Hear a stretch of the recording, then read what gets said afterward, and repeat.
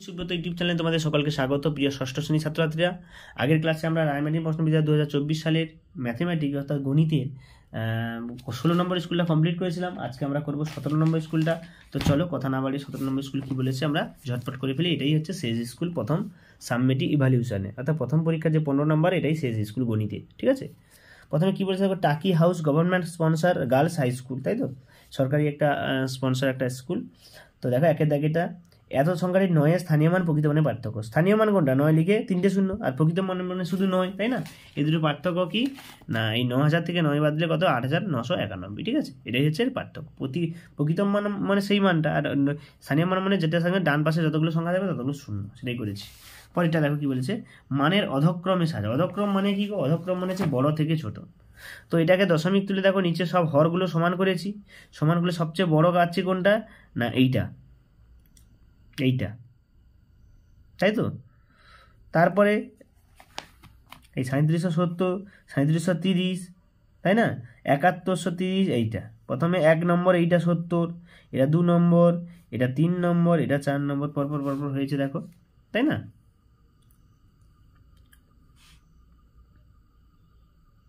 এরপরটা দেখো, দুয়ের দাগেটা কি বলেছে যে 100 গুণিতকে এটাকে বিয়োগ করতে বলেছে। 784 100 গুণিতকে কী হবে গো? 780। আর 769 কী হবে? 369 400, তাই না? 400 100 গুণিতকে, তাই 400 হবে। তাহলে এখানে কত হচ্ছে? যোগফল হচ্ছে 400, এই বিয়োগফল কত হচ্ছে? 400, তাই না? 400 এর বিয়োগফল 415, 400 হচ্ছে, তাই না? পরেরটা যে 98, দেখো না, রোমান সংখ্যা লেখো 98। 98 মানে কি গো? 90 প্লাস 8, তাই তো। এক্স মানে 100, এর আগে কি 10 মানে 90, আর এর সঙ্গে 8 দিলে কত? 98। ঠিক আছে, 98 রোমান সংখ্যাটা এইভাবে হবে।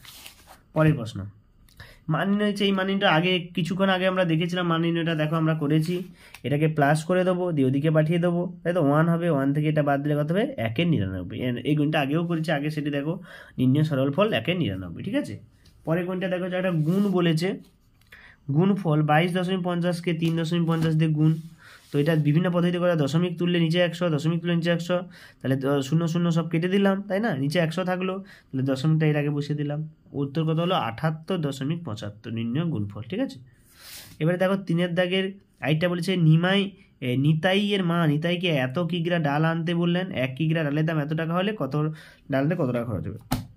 তাহলে এখানে সোজা 1 কেজি ডালের দাম 62 টাকা, তাই তো। তাহলে 2.5 কেজি বা 2.5 কেজি ডালের দাম কত? গুণ হয়ে যাবে, গুণে কত পাচ্ছে? 156.25 টাকা। তাহলে ডাল কিনতে খরচ 156.25 টাকা খরচ হবে। ঠিক আছে, পরেরটা,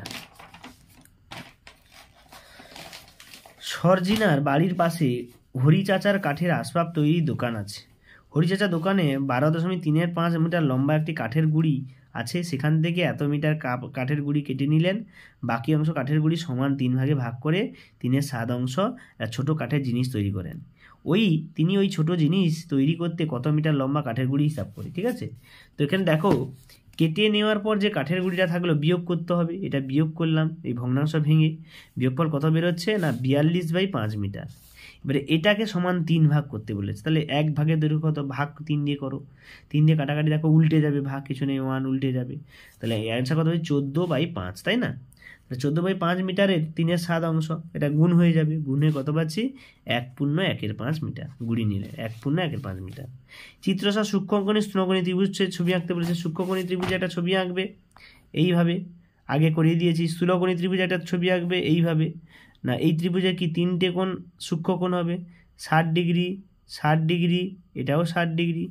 এটা কি 120 ডিগ্রি, 30 ডিগ্রি, এটাও 30 ডিগ্রি, তাই তো। তাহলে এটা সূক্ষ্মকোণী, এটা হচ্ছে স্থূলকোণী ত্রিভুজ। প্রত্যেকে বুঝতে পেরেছো? তো সকলকে ধন্যবাদ। আমরা ম্যাথমেটিকের যে প্রথম সাবমেটিভ ইভ্যালুয়েশনটা কমপ্লিট করেছি। এবারে পরের ক্লাস থেকে দ্বিতীয় সাবমেটিভ ধরা হবে। তো তোমরা প্রত্যেকে চ্যানেলে সাবস্ক্রাইব করো, লাইক করো, কমেন্ট করো। কোনো সমস্যা তাহলে কমেন্টে আমাকে জানাও। সকলকে ধন্যবাদ, সবাই ভালো থাকবে, প্রথম পরীক্ষা ভালো করে দেবে এবং দেখা হবে দ্বিতীয় পরীক্ষাতে। সবাই ভালো পরীক্ষা দেবে।